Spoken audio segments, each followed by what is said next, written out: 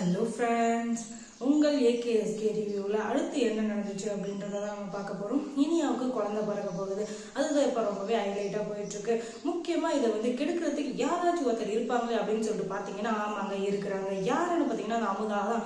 அமுதாவுக்கு double double double promotion சொல்லுவாங்களே, அந்த மாதிரி டபுள் டபுள் ஒரு கிராண்ட் இதுவாக நடக்க போகுது. அது என்னென்னா அதை கெடுத்து வருது. அவளுக்கு இப்போ 2 வேலையாக போச்சு. ஒன்று யார் இனியோட கர்ப்பத்தை கழிக்கணும், இன்னொரு பக்கம் நம்ம இனியோட கர்ப்பத்தை கழிக்கணும். இனியா மாசமா இருக்காங்கன்னு இன்னும் அமுதாவுக்கு தெரியாது. அதனால அவங்க தப்பிச்சாங்க. ஆனா யாருமே அவங்க மாட்டிக்கிட்டு படாத பாடுபட்டுட்டு ரொம்பவே முடிச்சு நின்றுக்கிறாங்க. என்ன பண்றதுன்னே தெரியல. முக்கியமா நல்லா செய்வதுக்கு ஒரு பக்கம் அடி வயிறு கலக்கிட்டு இருக்கு. சோறு சாப்பிட்டா கூட அது செரிக்கிற மாதிரி கூட இல்லை. அந்த அளவுக்கு ஒரு டென்ஷன்ல இருக்காரு. ஏன்னா அந்த குழந்தை பிறந்தாதான் அவரோட உயிர் தப்பிக்கும், இல்லாட்டி அவரோட உயிருக்கு ஆபத்து அப்படின்னு சொல்லிட்டு ஏற்கனவே ஒரு ஜோசியர் சொன்னாரு. அதை கன்ஃபார்ம் பண்ணிக்கலாம் அப்படின்றதுக்காக தான் இன்னொரு ஜோசியரை கூப்பிட்டு அவங்க வீட்டுல கேட்குறாங்க.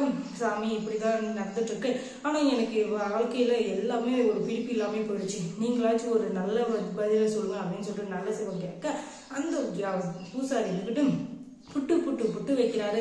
அந்த குழந்தை பிறந்தாதான் உங்களுக்கு நல்லபடியா பிறந்தாதான் உங்க உயிர் தப்பிப்பீங்க.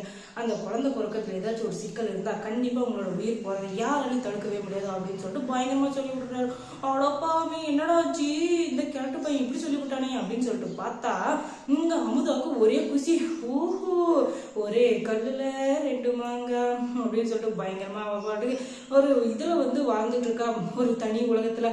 ஏன்னா அவங்க அண்ணன் செத்து போயிட்டா, அதுக்கப்புறம் அந்த மொத்த சொத்து நமக்கு தான். அது எப்படின்னா இளங்கோவை நம்ம அழகா கல்யாணம் பண்ணிக்கலாம். இந்த என் அண்ணன் சாவுக்கு யாழ்னி தான் காரணம் அப்படின்னு சொல்லிட்டு அவளை அடிச்சு விட்டு தொத்திட்டு அதுக்கப்புறம் அந்த இளங்கோவை கல்யாணம் பண்ணிட்டு என் பொண்ணு ராணி மாதிரி வாழ வைக்க போறான் அப்படின்னு சொல்லி பயங்கரமா பகல் கனவு கண்டுட்டு இருக்கா. ஏம்மா அமுதா, பகல் கனவு பழிக்காதுமா, அது தெரியாம பயங்கரமா கனவு காணாதே சரியா? 4 வேளை சோறுக்கு நீ அங்க அண்டி பொழிச்சிட்டு இருக்க, ஆனா நீ அவங்க வீட்டவே கிளம்பணும்னு நினைக்கிறிய? உனக்கு என்ன தைரியம் இருக்கணும்.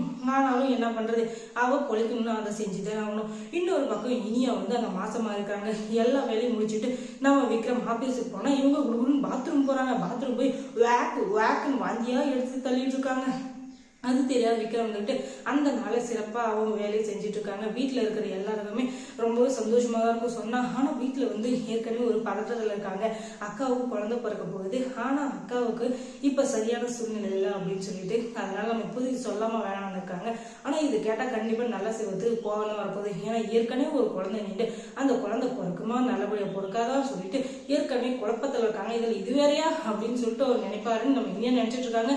ஆனா அதுதாங்க இல்லை. ஆனா குழந்தைன்ற விஷயத்துல எல்லாருமே ஒரு குழந்தை மாதிரிதான், பூ மாதிரிதான். அவங்க யாரும் தப்பா